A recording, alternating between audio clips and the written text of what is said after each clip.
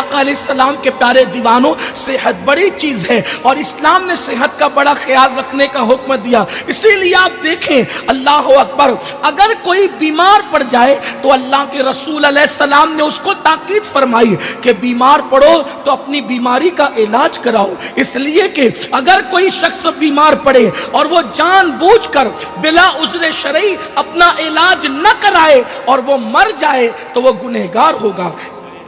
اس لیے کہ اللہ تبارک و تعالیٰ نے بیماری پیدا کی ہے تو اللہ تعالیٰ نے دوا بھی پیدا کی ہے، دوا میں اللہ نے شفا بھی پیدا فرمایا ہے۔ میرے آقا صلی اللہ علیہ وسلم کے دیوانوں، صحت کی کتنی اہمیت ہے اسلام میں کہ اللہ اکبر، جب ہم وضو بنانے کے لیے بیٹھتے ہیں، جب ہم وضو کرنے کے لیے بیٹھتے ہیں تو قرآن کہتا ہے چہرہ دھو، ہاتھ دھو، سر کا مسح کرو اور پیر دھو۔ قرآن صرف 4 ارکان بیان کرتا ہے، لیکن جب ہم وضو کرتے ہیں سنت مصطفیٰ کے مطابق تو ہم ڈائریکٹ چہرہ نہیں دھوتے، کیونکہ ہمارے نبی نے ڈائریکٹ چہرہ نہیں دھویا۔ حالانکہ قرآن کہتا ہے وضو کیا ہے؟ چہرہ دھونے کا نام۔ وضو کیا ہے؟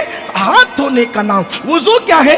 سر کا مسح کرنے کا نام۔ وضو کیا ہے؟ پیر دھونے کا نام۔ لیکن میرے نبی مصطفیٰ کریم غیب دا نبی صلی اللہ علیہ وسلم نے کبھی جو ہے وہ ڈائریکٹ چہرہ نہیں دھویا، بلکہ حضور علیہ السلام وضو سے پہلے ہاتھ دھوتے تھے اور ہاتھ دھونے کے بعد پھر کلی کرتے تھے، پھر کلی کرنے کے بعد ناک میں پانی چڑھاتے تھے اور اس کے بعد پھر یہ 3 کام انجام کرنے دینے کے بعد قرآن جس کو پہلا نمبر دیتا ہے اللہ کے رسول علیہ السلام اس کو 4تھے نمبر پہ دھلا کرتے تھے۔ اس کی وجہ کیا ہے؟ یہ وجہ تو مصطفیٰ جان رحمت اس کی حسن اصل و حکمتیں جانے، لیکن حکیم کے ہر کام میں حکمت ہوتی ہے۔ ہمیں جو سمجھ میں آتا ہے کہ پہلے تو چہرہ دھونے کے لیے قرآن بات کرتا ہے، مگر اللہ کے رسول ہاتھ کیوں دھوتے ہیں؟ منہ میں پانی کیوں ڈالتے ہیں؟ ناک میں پانی کیوں ڈالتے ہیں؟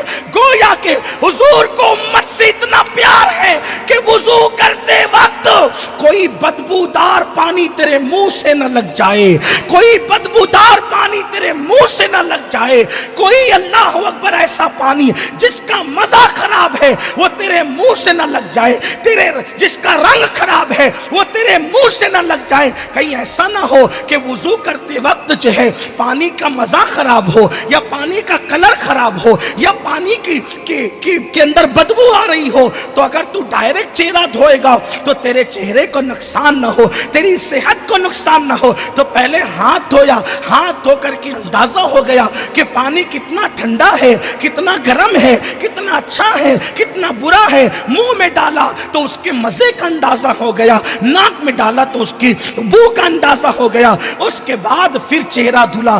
آپ اندازہ کریں جس مذہب نے وضو کے وقت اتنی احتیاط صحت کے حوالے سے بتائی ہو، اب آپ اندازہ کریں۔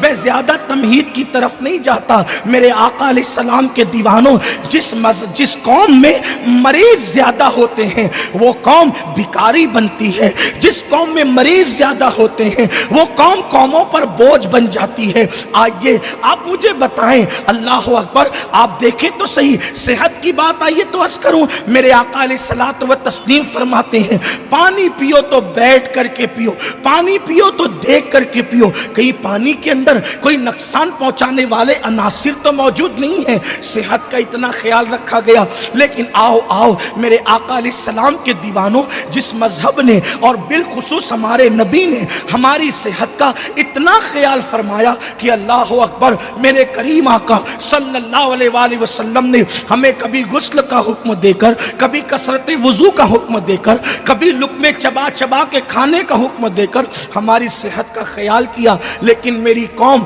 اللہ اکبر مغربی تہذیب کے دلدل میں بہنے والی قوم نے اپنی صحت کا کوئی اندازہ نہ کیا۔ اللہ اکبر، جو مذہب یہاں تک کہتا ہے کہ گرم کھانے میں پھونک مار کر مت کھایا کرو، گرم مشروب میں پھونک مار کر مت پیا کرو، کیا ہوگا؟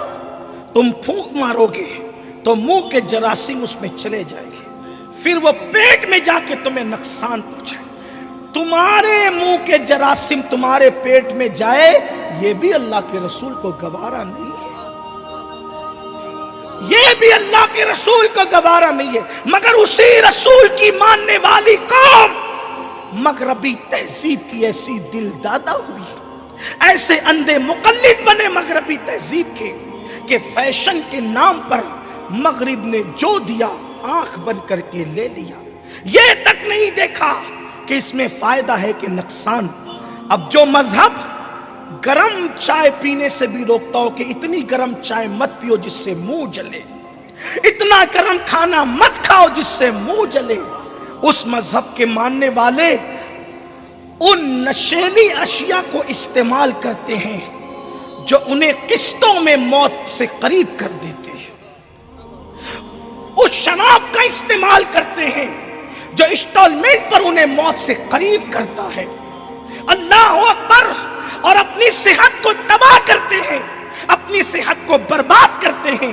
میرے پیارے آقا صلی اللہ علیہ وسلم کے پیارے دیوانوں، مغرب تمہیں تندرست دیکھنا نہیں چاہتی، اس لیے کہ وہ جانتے ہیں جس دن تم تندرست رہو گے تو ان کا جینا حرام ہو جائے گا، کیونکہ جب تم تندرست رہو گے تو قوموں کی امامت بھی تم کرو گے، قوموں کی قیادت بھی تم کرو گے، قوموں کو جو ہے وہ ساحل نجات پر بھی تم لے جاؤ گے۔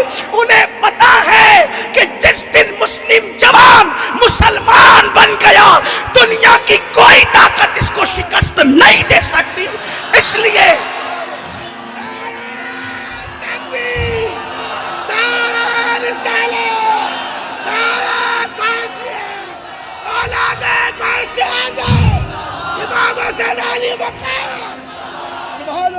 تمہاری صحت کو خراب کرنے کے لیے کبھی شراب تمہارے معاشرے میں عام کیا جا رہا ہے، کبھی چرس عام کیا جا رہا ہے، کبھی بھنگ عام کیا جا رہا ہے، کبھی افیم عام کیا جا رہا ہے، اور پھر اللہ اکبر الگ الگ نام سے نشہ آور چیزیں ہمارے جوانوں کو پلائی جا رہی ہے۔ میرے پیارے آقا صلی اللہ علیہ وسلم کے دیوانوں، یاد رکھو ہم کسی نشے کے قائل نہیں ہیں، ہمارا مذہب کسی نشے کی اجازت نہیں دیتا، ہم دولت کے نشے کو بھی نہیں مانتے، ہم حکومت کے نشے کو بھی نہیں مانتے، ہم علم کے نشے کو بھی نہیں مانتے، ہم جوانی کے نشے کو بھی نہیں مانتے۔ سارے نشے نقصان پہنچاتے ہیں۔ حکومت کا نشہ یزید بنا دیتا ہے، دولت کا نشہ حامان بنا دیتا ہے، اللہ اکبر، جوانی کا نشہ بخت نصر بنا دیتا ہے، علم کا نشہ شیطان بنا دیتا ہے۔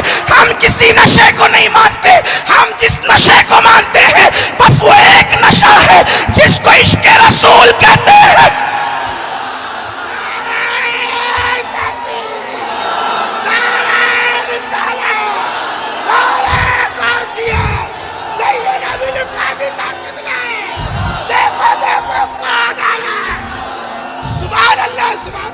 ہم ایک نشے کو مانتے ہیں، ایک نشے کو مانتے ہیں، سارے نشے گرا دیتے ہیں۔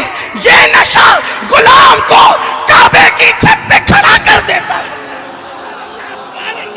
سارے نشے زوال کی منزل پہ لے جاتے ہیں۔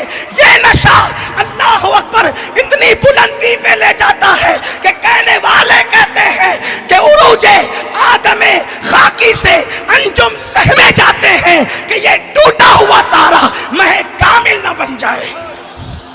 یہ نشہ وہ نشہ ہے کہ بتانے والا، یہ نشہ وہ نشہ ہے کہ بتانے والا بلال بنتا ہے اور چھپانے والا اویس بنتا ہے۔ یہ نشہ وہ نشہ ہے اگر کھجور کی سوکھی لکڑی کو مل جائے تو وہ بھی بخاری کی زینت بن جائے۔ ستون حنانہ کیا ہے؟ ستون حنانہ کیا ہے؟ یہ کھجور کی سوکھی لکڑی ہے۔ کھجور کی سوکھی لکڑی کو یہ نشہ ملے تو وہ بخاری کی زینت بنے، علماء کے لبوں کی زینت بنے۔ یہ وہ نشہ ہے، یہ جانوروں کو ملے، بلکہ یہ نشہ گدھے کو مل جائے تو لوگ اسے گدھا کہنے میں بھی حیا کریں اور اس کو دراز گوش کہہ کر حضرت یافور کے نام سے یاد کریں۔ کتنا بلند کرتا ہے، لیکن حیرت ہے ایسے نشے عشق رسول کو چھوڑ کر کوئی گانجا، کوئی شراب، کوئی ہیروئن، کوئی کیا کوئی کیا کوئی کیا، اور نشے میں ڈوب گئے۔ سنو نشہ کیا ہے اور نشے کا نقصان کیا ہے۔ فرمایا گیا جب کوئی نشہ کرتا ہے تو اس وقت وہ مومن نہیں رہتا، اور نشہ کرنے والے جب قیامت کے دن میدان محشر میں آئیں گے تو ان کی گردنوں میں نشہ کرنے کے آلات لٹکے ہوئے ہوں۔ وہ نشے کے آلات اپنی گردنوں میں لے کر لٹکا کر کے آئیں گے، اور دل کے کان سے سننا، یہ کسی خطیب کی خطابت کا فن نہیں، یہ کسی لیڈر یا کسی سیاسی انسان کی غلو کا ہنر نہیں، یہ اس رسول کا فرمان ہے جس نے اپنی مرضی سے کبھی کلام کیا ہی نہیں، جس نے ہمیشہ وہ کہا جو خدا کی مرضی تھی، غصے میں بھی کہا تو خدا کی مرضی کے مطابق کہا، اور خوشی میں بھی کہا تو خدا کی مرضی کے مطابق۔ یہ کیفیت کسی کو نصیب نہ ہوئی کہ غصے میں بھی وہ مرضی خدا بولے اور خوشی میں بھی مرضی خدا بولے۔ اللہ کے رسول صلی اللہ علیہ وآلہ وسلم ارشاد فرماتے ہیں کہ جہنم کے اندر جو زانی مرد اور عورتیں ہوں گے ان کی شرمگاہوں سے جو پیپ بہ کر کے نکلے گا۔ مجھے بھی حیا ہے لیکن اللہ حق بیان کرنے میں حیا نہیں فرماتا، اللہ کا رسول حق بیان کرنے میں حیا نہیں فرماتا۔ کبھی کچھ لوگ یہ بھی سوچتے ہیں کہ ایسی روایتیں کیوں پڑھی جاتی ہے، ایسے کام کرنا چھوڑ دو تو ایسی روایتوں کی ضرورت بھی نہ پڑے گی، کام تو ایسے کرتے ہو، روایت سننے کے لیے شرم آتی ہے۔ اللہ کے رسول کہتے نبی صلی اللہ علیہ وآلہ وسلم فرماتے ہیں جہنم کے اندر جو زانی ہوں گے ان کی شرمگاہوں سے پیپ بہ کر کے نکلے گا، اور اس پیپ کی بدبو جہنمیوں کے دماغ کو پھاڑ دے گی، اور وہ پیپ جہنم میں ہونے کی وجہ سے پھر کھولتا ہوا ہوگا، اور وہ پیپ ان کو پلایا جائے گا جو نشہ کرتے تھے۔ آپ تھوڑا تصور کریں، یہ جو شراب کا نام بدل بدل کر پیتے ہو نا، یہ جو بار میں جا جا کر، یہ شراب مولانا نقصان نہیں پہنچاتی۔ سن لو، جس کو میرے اللہ نے حرام کر دیا اب اس میں کوئی فائدہ نہ رہا۔